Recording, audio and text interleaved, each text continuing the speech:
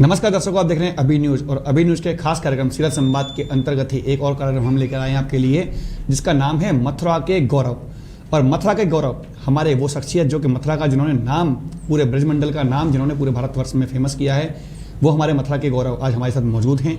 और उसी क्रम में आज हमारे साथ में मौजूद हैं मथुरा के हेमंत ब्रजवासी, जिन्होंने एक सारे गामापा चैंपियन बन के मथुरा का नाम रोशन किया था और आज एक बार फिर से हमारे साथ मौजूद हैं। सबसे पहले स्वागत है आपका अभी न्यूज़ में। Thank you so much. Radhe Radhe. सारे जितने मेरे ब्रजवासी हैं जो बिहारी जी को प्रेम करते हैं, मेरे ठाकुर जी को प्रेम करते हैं, एक बार वही जयकारा जो मैं हमेशा बोलता हूँ और जब तक मुझ में सांस है मैं बोलता रहूँगा। एक बार अपनी जिव्या को पवित्र करते हुए कह दीजिए, बांके बिहारी लाल की जय। तो देखिए, जैसा इन्होंने बताया है कि आपको सभी को जयकारा लगाना है और जयकारा लगाने का सबसे उचित माध्यम आपके पास में मौजूद है कमेंट। आप अपने कमेंट के माध्यम से बांके बिहारी लाल की जय कह सकते हैं। तो सबसे पहले मैं आपका स्वागत करता हूँ अभी न्यूज़ में और आपसे ये पूछना चाहता हूँ कि जिस वक्त आपने शो जीता था जी, उस वक्त आपकी उम्र क्या थी? मैं सबसे पहला जो मैंने शो किया था वो था सारेगामापा, जो 2009 में आया था। उस वक्त मैं 10 साल का था जी। तो मेरी 6th भी कंप्लीट नहीं हुई थी, मैं 6ठी क्लास में था, वो भी कंप्लीट नहीं हुई थी। उसके बाद ही मैं बॉम्बे चला गया था। लेकिन एक शौक के तौर पर गाते थे या एक प्रोफेशन अपना आइडल मान के चुके थे कि मुझे एक सिंगर ही बनना है? आखिर उस वक्त आपकी उम्र काफ़ी छोटी थी और उस उम्र में बच्चों ने खेलने की उम्र होती है जी। जिस उम्र में खेलने की उम्र होती है उस उम्र में आपने एक बहुत बड़ा काम ब्रजमंडल के लिए दिया, मथुरा का नाम रोशन किया। ब्रज ने मुझे दिया, मैंने ब्रज को मैं क्या ही दे सकता हूँ, मेरी क्या औकात है। ब्रज ने मुझे इतना ज़्यादा सम्मान दिया है, ब्रज वालों ने, ब्रजवासियों ने मुझे इतना सम्मान दिया है, क्योंकि ठाकुर जी स्वयं कहते हैं ब्रजवासी बल्लभ सदा मेरे जीवन प्राण।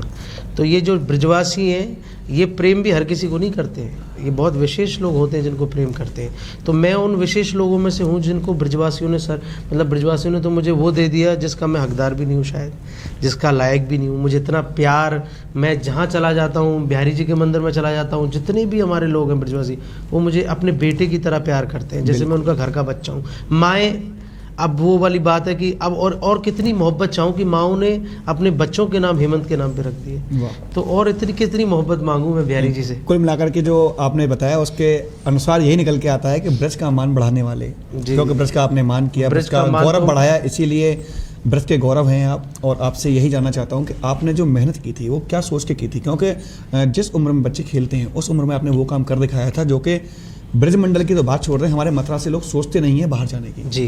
क्योंकि देखा जाता है कि अक्सर बड़े बड़े रियलिटी शो में मथुरा के प्रतिभागी बहुत कम आते हैं जी। लेकिन उस मंच पे, उस मुकाम पे जा करके आपने उस चीज़ को सिद्ध करके दिखाया कि मथुरा में भी प्रतिभाओं की कमी नहीं है जी।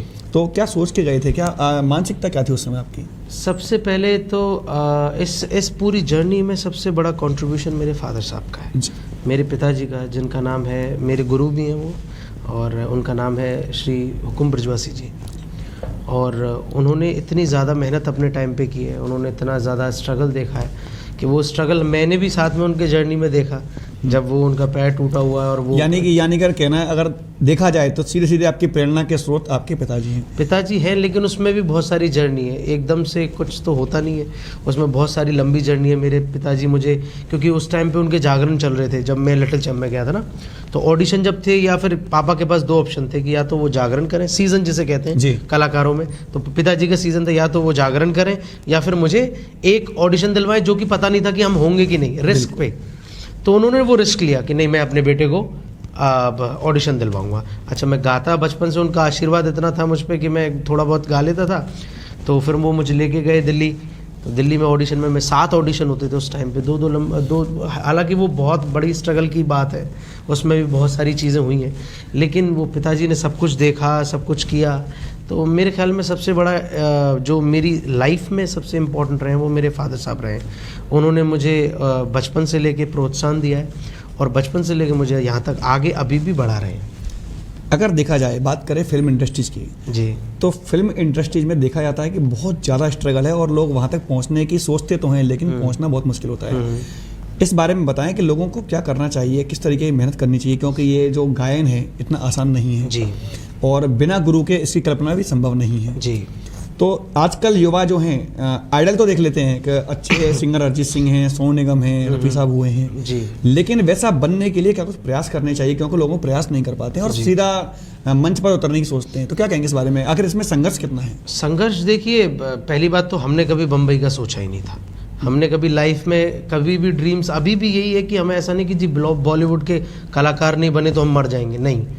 सबसे सत्य, जो सबसे बड़े सत्य हैं वो है ठाकुर जी। आप बिहारी जी का नाम लेके मेहनत करते जाइए।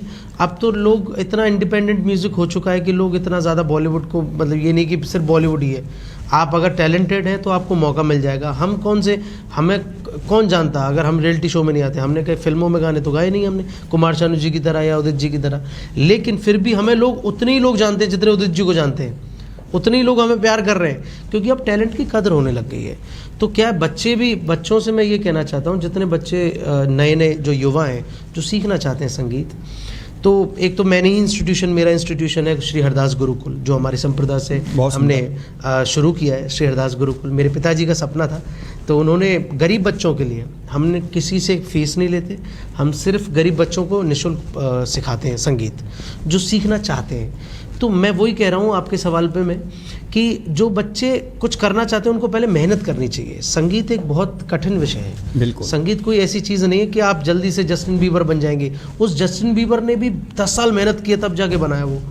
तो लोग मेहनत नहीं करना चाहते, हम लोग 10-10 घंटे आज भी रियाज करते हैं। आजकल अगर हम देखा जाए तो आजकल जो मोबाइल के ऐप हैं जी, उन ऐप पर लोग समझते हैं कि मतलब हम लोगों ने इतना अच्छा गा लिया, जबकि उसमें म्यूजिक का काफ़ी सारा योगदान होता है। नहीं। तो लोगों को ऐप से हट करके कैसे करना चाहिए, क्योंकि लोग उसमें भ्रमित रहते हैं कहीं ना कहीं पर उनको इतनी सॉफ्टवेयर के थ्रू इतनी चीज़ें मिल जाती हैं जी, तो वो समझते हैं कि हम लोग बहुत अच्छा गा लिया, और गाते भी हैं, उसमें अच्छी आवाज़ निकल के आती हैं। तो उन सॉफ्टवेयर के बारे में और रियलिटी के बारे में क्या कहना चाहेंगे? देखिए, ऐप जो होता है वो आपको, जो गुरु होता है, जब हम गुरु के साथ शिक्षा ग्रहण करते हैं जी, तो गुरु में और यूट्यूब में फ़र्क ये है कि गुरु आपको बताते हैं जहाँ आप गलत हो जाते हैं, यूट्यूब आपको बताता नहीं है।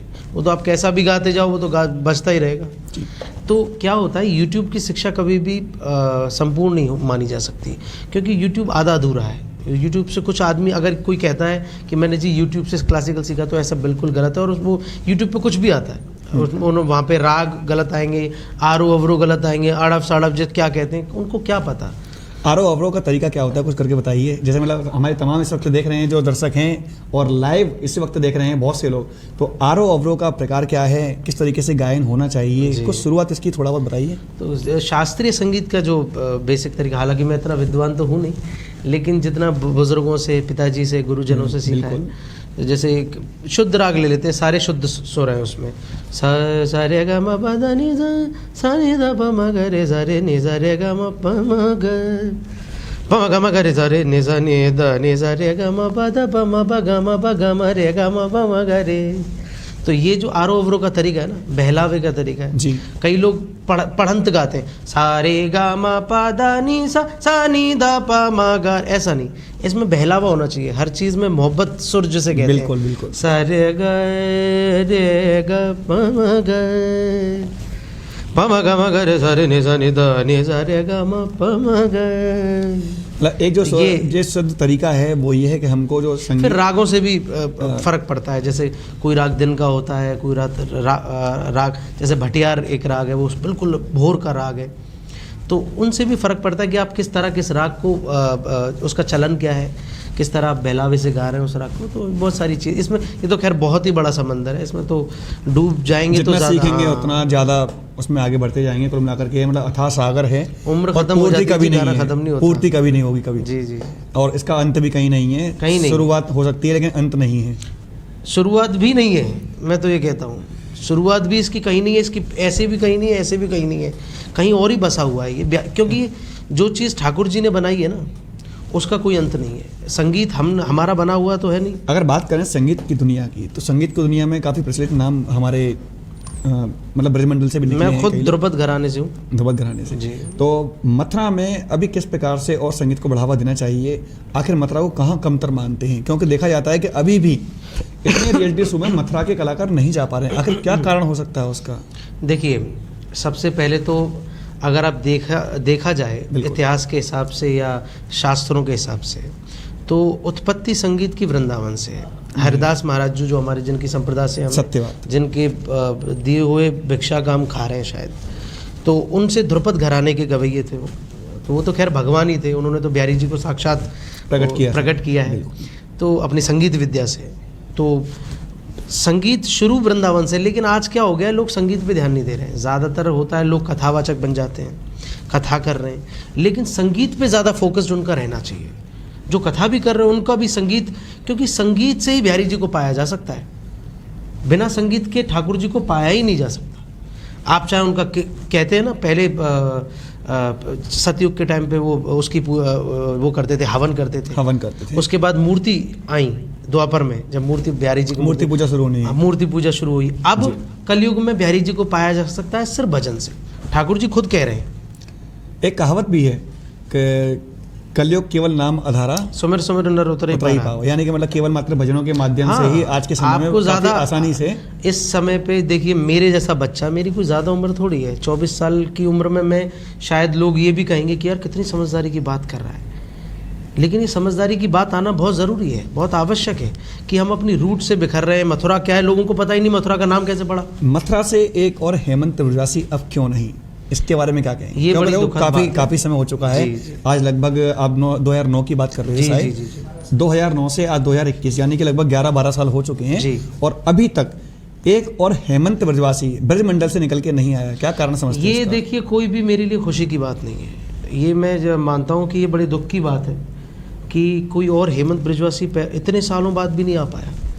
क्यों? इसमें सबसे बड़ी रीज़न तो ये है कि जो बच्चे हैं हमारे, जो यंगस्टर्स हैं बेचारे, जो घूमते भी हैं, मेरे पास तो आते हैं, मैं जब भी मथुरा रहता हूँ, बम्बई से जब भी आ पाता हूँ, तो बच्चे आते हैं ब्रजवासी जितने होते हैं, और मैं तो उनको ऐसा, मेरा तो कभी पैसे के लिए तो मैंने कभी संगीत किया नहीं है, मैं तो उनको और आराम से खिलाता पिलाता हूँ, भाई अच्छे से गाना बजाना करो। तो वो लोग दुखी हैं कि कोई अच्छा इंस्टीट्यूशन, अच्छी जगह कोई सीखने की है ही नहीं। विद्यालय की कमी क्या ब्रजमंडल के अंदर महसूस नहीं होती? बिल्कुल है। संगीत अच्छे संगीत विद्यालय के ऐसे तो इंस्टीट्यूशन बहुत है। अब गिटार, आजकल क्या है कि गिटार वो सिखा रहा है जिसको खुद कॉर्ड नहीं पता कि सी माइनर क्या होता है, सी मेजर क्या होता है, एफ शार्प क्या होता है, एफ शार्प माइनर क्या है, सिक्स्थ कॉर्ड क्या है, सेवन्थ कौन सा है। तो हमने तो ये सब चीज़ें सीखी हैं बचपन से, और हम 12 साल से सीख ही रहे हैं सर। हमने कभी भी ये नहीं सोचा हम उस्ताद हो गए, हम ये परिपूर्ण कभी नहीं हो सकते। हम सिर्फ सीख रहे हैं, और इसीलिए हम बच्चों को चाहते हैं कि हमारे इंस्टीट्यूशन में जो श्री हरदास गुरुकुल है, उसमें बच्चे अच्छी शिक्षा को प्राप्त करें। आपके इंस्टीट्यूट में आने के लिए बच्चों को क्या करना चाहिए? क्योंकि देखिए, देखते हैं कि अधिकतर अभिभावक या तो पैसे से कमजोर होते हैं, और इस वक्त कोरोना महामारी चल रही है, इसकी वजह से भी लोग काफ़ी परेशान हैं जी। और सबसे बड़ी समस्या आज आन पड़ी है लोगों के रोजगार की जी। लोगों पर पैसा नहीं है। तो आपके इंस्टीट्यूशन में आने के लिए किस प्रकार से उनके पास में कैसे पहुंचा जाए आप तक? क्योंकि लोग चाहते हैं कि मैं सीधा हेमंत ब्रजवासी से मिलूं। जी, देखिए, इसमें मैं आपको एक चीज़ बताता हूँ। प्रोसीजर क्या है? मेरे पिताजी जी, मेरे फादर साहब जो है हुकुम ब्रजवासी जी, वो है मलंग आदमी बहुत ज़्यादा। उन्होंने जो कुछ दिया ब्रज के लिए किया, बचपन से, उनके बचपन से, जिन्हों आप कहते हैं ना, आप लोगों को पता नहीं है कि ब्रजवासी, जब मैं बोलता हूँ हेमंत ब्रजवासी नाम कैसे पड़ा, क्योंकि मेरे पिताजी तो लगाते थे हुकुम ब्रजवासी। उसके बाद बांके बिहारी लाल की जय कैसे शुरू हुई? आज पाकिस्तानी भी कह रहा है बांके बिहारी लाल की जय। क्यों कह रहा है? मेरे फादर साहब की वजह से। मेरे पापा ने कहा कि तुम्हें खुद को रखने की ज़रूरत है ही नहीं सामने, तुम अपने ब्रज को रखो सामने, बिहारी जी को रखो, बहुत सुंदर, तो तुम अपने आप ही आगे हो जाओगे। तो अभिभावकों के लिए, जितने पेरेंट्स हैं, उनको कुछ नहीं करना है, बस मेरे पिताजी को कांटेक्ट करना है। नंबर हर जगह है, मेरे फेसबुक पे है, मेरे इंस्टाग्राम पेज पे आइए और मेरे पापा से कांटेक्ट कीजिए। जिनके लिए भी हम कर सकते हैं, जो टैलेंटेड बच्चा होगा। और मेरी तो ये टीवी पे भी आया हुआ है कि मैं ब्रिज के लोगों को ले जाता हूँ बहुत ज़्यादा। अब कुछ लोग बेचारे सीख नहीं पाते, कुछ जा नहीं पाते। मैं तो खुद चाहता हूँ कि हर घर में, हर गली में, हर घर में एक हेमंत ब्रजवासी होना चाहिए, क्योंकि मथुरा में बहुत टैलेंट है। गुरु पूर्णिमा है, और गुरु पूर्णिमा के दिन आज हमारे यहाँ पर आए हुए हैं। तो आपके सबसे पहले गुरु जिनसे आपने ज्ञान लिया, उनके बारे में कुछ बताएं। मेरे वैसे तो मैंने संगीत बहुत लोगों से सीखा है। बम्बई में जाके भी मैंने पंडित भवदेव जयपुर वाले जी, मास्टर सलीम साहब, उनसे संगीत सीखा। लेकिन मेरी ज़िंदगी के सबसे पहले गुरु तो मेरे फादर साहब ही हैं, जिन्होंने मुझे बड़े लाड़ और प्यार, क्योंकि पिता से अच्छा गुरु कोई हो नहीं सकता। उन्होंने मुझे बड़े लाड़ प्यार के साथ गाना सिखाया, और मैं सच्ची आपको अगर बताऊं तो लोहे की तरह पीटा है स्टेजों पे मुझे बचपन से। 6 साल की उम्र से मैं गा रहा हूँ, 5 साल की उम्र से। बच्चे रात में नींद में सो जाते हैं, लेकिन मैं 2 बजे तब भी प्रोग्राम करता था। तो मेरे फादर साहब मेरे सबसे पहले गुरु, मैं उनको आमंत्रित करना चाहता हूँ। बिल्कुल, हम उनको यहाँ स्टेज पर बुलाएंगे और अगर बात करें गुरु शिष्य परंपरा की, जी। तो आपके द्वारा अभी तक कितने शिष्य बना लिए गए होंगे? क्योंकि देखिए हर आदमी चाहता है कि मेरा गुरु हो जो मुझे सही तरीके से संगीत का ज्ञान दे सके। जी। तो आपके शिष्यों में सबसे बेस्ट किसे मानते हैं? मेरे वैसे तो बहुत शिष्य तो मैं इतना गुरु तो नहीं हूँ, लेकिन मेरा बड़ा प्यारा मेरा शिष्य है और मेरा बहुत ज़्यादा प्यार करता है मुझे, बहुत अच्छा इस टाइम पे गा रहा है। और आने वाले टाइम पे आप देखिएगा, मेरी ये दुआ है और बुज़ुर्गों की दुआ है कि आने वाले टाइम पे सारेगामा में झंडे गाड़ेगा, जो कोटा से हैं, नरेश डिग्गा साहब, और मेरे फादर साहब भी आ रहे हैं, हुकुम ब्रिजवासी साहब। बिल्कुल, उनको मैं स्वागत है अभी न्यूज़ में इस वक्त आप दोनों का, जो कि आप हुकुम ब्रिजवासी जी हैं, इनके पिताजी हैं हेमंत के, और ये हैं मेरे स्टूडेंट जी, और ये हैं मेरे फादर साहब। तो आज गुरु पूर्णिमा के उपलक्ष्य में मैं तो ये वो दृश्य आप देख रहे हैं अभी के माध्यम से लाइव इस वक्त, कि जिन दृश्यों को मतलब एक भावुक करने वाला पल, एक शिष्य अपने गुरु जी के सामने नतमस्तक होता हुआ आज गुरु पूर्णिमा उत्सव पर, और एक शिष्य, एक गुरु और उनके गुरु, यानी कि 3 गुरु आज मंच पर मौजूद हैं हमारे साथ में, अभिनीश के साथ में, और आज गुरु पूर्णिमा पर बड़े ही धूमधाम से मनाया जा रहा है। वहीं पर आज यहाँ पर आकर के इन्होंने हमारे जो स्टूडियो है अभी न्यूज़, यहाँ पर भी आकर गुरु शिष्य परंपरा को जीवित रखा। कहीं ना कहीं पर आप लाइव देख पा रहे हैं इस वक्त। तो मैं अभी न्यूज़ के माध्यम से सभी ब्रिजवासियों को राधे राधे, जय श्री कृष्ण, और यही कहना चाहूँगा, एक बार अपनी जिब्या को पवित्र करते हुए कह दीजिए, बोलिए बांके बिहारी लाल की जय। और ये सब आपको करना है, केवल कमेंट में आपको लिखना है बांके बिहारी लाल की जय, ताकि आपके जयकारे हमारे हेमंत ब्रिजवासी, उनके पिताजी हुकुम जी, और साथ में नरेश, जो कि अभी नए आने वाले युवा सिंगर हैं और ज्ञान प्राप्त कर रहे हैं संगीत का हेमंत ब्रिजवासी से, और आने वाले समय में बहुत ही नाम कमाने वाले हैं, जैसे बताया जा रहा है कि मतलब बहुत अच्छे सिंगर है। तो अगर आप सिंगिंग करते हैं तो कुछ गा के सुनाइए, थोड़ा सा कुछ थोड़ा सा बताइए, कुछ बताएं, कुछ भी एक भजन छोटा सा हो जाए, टुकड़ा। मैं क्या बताऊँ आप लोगों को, गुरुदेव के सामने मैं क्या गाऊंगा। मैं तो जो भी गाता हूँ सब कुछ देखो, गुरुदेव के सामने गाएंगे तभी गुरुजी आपको क्या बताएंगे। औकात कि मैं इनके साथ खड़ा हूँ, ये मेरे लिए ठाकुर जी की कृपा है विशेष, और इनका आशीर्वाद है, और इनकी वजह से मतलब आज मैं थोड़ा बहुत हमारी तरफ गाता हूँ, बजाता हूँ। और बहुत नाम है इनका अपनी तरफ। इनके बारे में पहले आपने बताया नहीं कुछ, आगे हैं कहाँ से? इन्होंने मुझे दिया, उसके दिए से आज मेरा परिवार चलता है। अरे और मैं चाहता हूँ मेरे जैसे हजारों इनके चेले हैं, तो उनके ऊपर भी इनकी कृपा बनी रहे, और ये सबसे प्यारे इनका आशीर्वाद मुझे स्टूडेंट ऐसे ही है। मिलता रहे हमेशा। और मेरे लिए बहुत बड़ी सौभाग्य की बात है कि इन्होंने मेरे लिए इतना टाइम निकाला, ये मेरे लिए बहुत बड़ा कमेंट है, और बहुत बड़ी सौभाग्य की बात है कि ये बॉम्बे अपने शो को छोड़कर एक दिन के लिए गुरु पूर्णिमा के लिए मेरी एक रिक्वेस्ट पर आए। ये मेरे लिए बहुत बड़ी बात है, और ऐसे कृपा बात यही है ना कि गुरु, मुझे इनका ऐसे आशीर्वाद मिलता है। अरे मैं तो क्या कहूँगा इनके सामने, मेरी तो गुरु औकात शिष्य नहीं, की जो सामने एक खड़े। परंपरा मोहब्बत है ना, गुरु, आज गुरु पूर्णिमा है, तो ये ऐसा नहीं कि सिर्फ चेला ही प्यार करना चाहिए, गुरु भी उतना प्यार करना चाहिए, गुरु भी अच्छा होना चाहिए, तब चेला प्यार ज्यादा करता मुझे है। अपने इन्हें ये कोटा के रहने वाले आपने बताया जी, कोटा से। तो ये एक बड़ी अच्छी बात बताऊँ आपको जी। सर, ये न्यूज़ के माध्यम से सब लोगों को बताना चाहता हूँ कि प्यार दोनों तरफ होता है, बाप का बेटे की तरफ, बेटे का बाप की तरफ। बिल्कुल, ये उन बच्चों में से है कि रात के 3 बजे जगह है आज, और वहाँ से कोटा से आया है 3 बजे चल के, और 3 बजे चल के किसी गाड़ी पकड़ी, बस पकड़ी, यानी क्या क्या पकड़ा, तब जाके मथुरा पहुँचा, और 3 बजे से ये भूखा है, तब तक गुरु की पूजा नहीं की, अच्छा। पैर नहीं छुए, उनको पूजा नहीं करी, तब तक ये अधूरा है। लेकिन आज ये अभी न्यूज़ के माध्यम से ये समझ लो कि मैं सबको कहना चाहता हूँ, अगर गुरु परंपरा को अगर आज लोग प्यार करते हैं, ऐसे लोग सीखते हैं, यानी कि गुरु परंपरा को जीवित रखने का एक यही जरिया दिखाई दे है, रहा क्योंकि है। संस्कार नहीं है तो कुछ नहीं है। बिल्कुल। तो देखिए अभी इसके माध्यम से आप लोग भी देख रहे हैं कि इस वक्त आपको दिखाया जा रहा है कि गुरु शिष्य परंपरा को जीवित रखा जाता है किस तरीके से, कि जब तक अपने गुरुदेव की पूजा ना की जाए, यानी कि जिनको हम अपने माता पिता से भी ऊपर का दर्जा देते हैं, यानी कि एक गुरु जो हमें साक्षात भगवान से मिलाने वाले गुरु का नाम आता है, और कहा भी जाता है कि गुरु ब्रह्मा गुरु विष्णु गुरुदेव महेश्वरा गुरु साक्षात परम ब्रह्म तस्मै श्री गुरुवे नमः। यानी कि एक ब्रह्म और शक्ति तो है ही, लेकिन गुरु की पदवी उनसे परम ब्रह्म की दी गई है। और मैं दोनों के लिए एक बात चाहूँगा सर, बिल्कुल, आपकी बात बिल्कुल। को, कि मैं चाहूँगा कि आज ये शिष्य गुरु परंपरा में कुछ अभी न्यूज़ के माध्यम से अपने दर्शकों को कुछ सुनाए। बिल्कुल सुनाइए। सुना दीजिए जी, बिहारी जी को सुना दे। हाँ, बिल्कुल कजरारे नरेश जी, मोटे मोटे नरेश जी, स्वागत है कजरारे आपका। मोटे एक छोटा सा अंतरा तुम होगा। शुरू करो। अरे मैं तो ये चाहूंगा अभिनुष के माध्यम से यही कहूंगा कि आप दोनों ही मिल करके, यानी कि गुरु शिष्य और आपके भी गुरु, मैं तो गाऊंगा ही गाऊंगा। बिल्कुल, आप तीनों एक छोटा सा कुछ सुना दें। ब्रिज को ही सुना रहा हूँ, बिल्कुल। जो ब्रिज हमारे ब्रिज से ही शुरू भयो, क्योंकि ब्रिज के अलावा तो हम पे और कछु आवे ना है, और ब्रिजवासी में ही मर जानो है, ब्रिज भूमि में ही मरना है। तो देखो सबसे- लोगों की तमन्नाएं होती हैं ब्रज में आकर के। जी जी, तो मैं कुछ ब्रिजवासियों का ही और हमारे जो कन्हैया है ठाकुर जी महाराज का, वो मैं थोड़ा सा सुना देता हूँ। बिल्कुल सुनाइए, इसके लिए आप अपने हिसाब से करिए।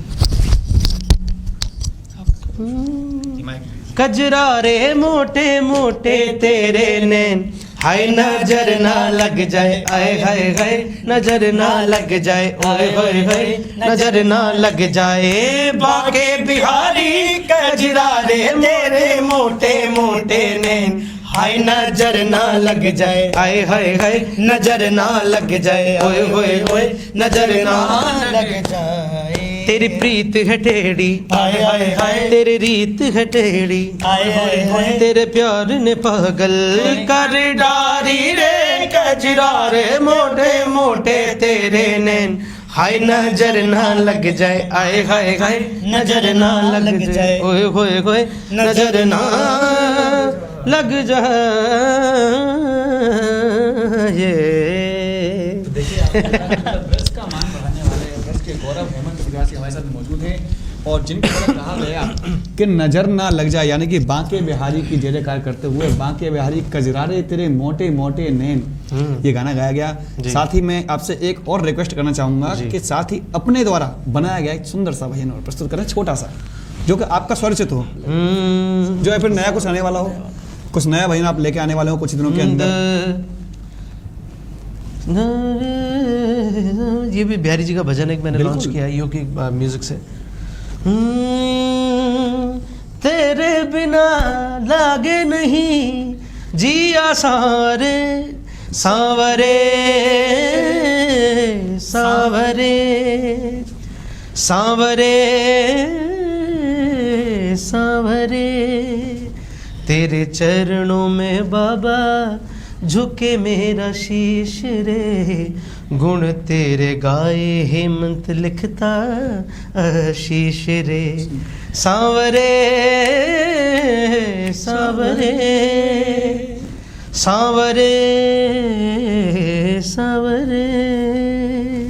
बहुत सुंदर आज का अभिनव का कार्यक्रम आप देख रहे थे अभी। थैंक यू अभी इसका नाम था ब्रज के गौरव, और इसी ब्रज के गौरव में हम लोग भी आगे आप लोगों के लिए ब्रज के तमाम ऐसे गौरव जिन्होंने ब्रज का नाम पूरे ब्रजमंडल में किया है, उन सभी को बुलवाते रहेंगे और लगातार आप लोगों से मुलाकात करवाते रहेंगे ब्रज के गौरवों की। फिलहाल के लिए इतना ही, और मैं चाहूंगा कि मैं अभिनव के माध्यम से इनको ये एक भेंट Thank you करूं, so much. जो कि आपके लिए ब्रज के हमारे आज गुरु पूर्णिमा पर्व पर आप सभी के लिए ये सम्मान है। Shri Ram Thank ji you की so सेवा में much. आप लोग जय लगे जय रहें। जय श्री राम। और अभी न्यूज़ ऐसे ही ब्रज के गौरवों का सम्मान करता है। और बोल जमुना मैया की जय। फिलहाल के लिए इतना ही, धन्यवाद।